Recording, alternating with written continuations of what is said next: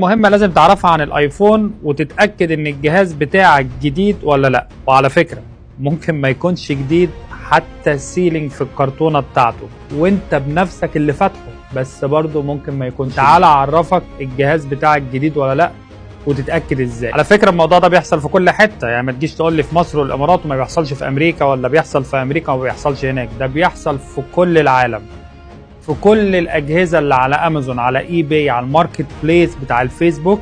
انت ممكن تلبس في جهاز متعاد تصنيعه وانت فاكره جديد عشان انت فتحت الكرتونه. وحتى الناس اللي معاها ابل كير المفروض يخلي بالهم من الحاجه ديت. لو هم في الكونتراكت بتاع ابل كير اللي بيدفعوه كل شهر، ابل قالت لهم ان احنا لو ما عرفناش نصلح الجهاز هنديكوا جهاز جديد، برضو اتاكد من اللي انا هقول لك عليه دلوقتي عشان تعرف جهازك جديد ولا لا. اهم حاجه تعرف بيها ان جهازك جديد ولا لا هو الموديل نمبر بتاع الجهاز، زي اللي في الصوره دي. تعال اعرفك بقى الحروف دي معناها ايه، وهو اول حرف بس. يعني خلينا نتكلم في اول حرف اللي هو الام اللي انا عامل عليه دايره ده. الجهاز ده ام بمعنى ان هو برين نيو، جديد من المصنع. لو بدلت حرف الام ده بحرف الان، الجهاز ده ريبليسمنت، يعني ينفع يكون نيو، ينفع يكون ريفيربش، يعني اتعاد تصنيعه جوه ابل عشان يدوه لحد واخد ابل كير. اللي بالك بقى من الحرف اللي جاي ده، حرف الاف ده ما فيهوش اي اكسبكتيشن ان هو نيو. حرف الاف ده يعني ريفيربش. ريفيربش يعني ايه؟ يعني متعاد تصنيعه.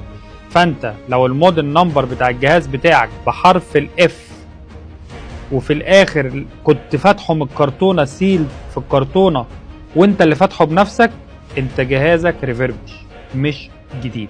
لو جايبه من ماركت بليس، لو جايبه من امازون، لو جايبه من اي باي، لو جايبه من اي دول عربيه ولقيت حرف الاف على اول الموديل نمبر بتاع الجهاز بتاعك، الجهاز ده متعاد تصنيعه. بقى حرف البي ده بيرسونالايز. يعني ايه بيرسونالايز؟ او جايب ابل وجيت في الظهر عملت رسمه والرسمه دي بقت باسمك مثلا، تمام؟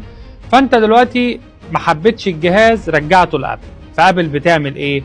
بترجع لك الجهاز وتدي لك جهاز جديد، فبتضطر عشان تستعمل الجهاز ده تاني ويرموا الظهر اللي هو الشاسي اللي انت رسمت عليه، عملت الريكوست عليه، وبيحطوا ظهر جديد. قول لي بقى في الكومنتات انت جهازك جديد ولا قديم ولا ريفيربش ولا كان بيرسونالايز.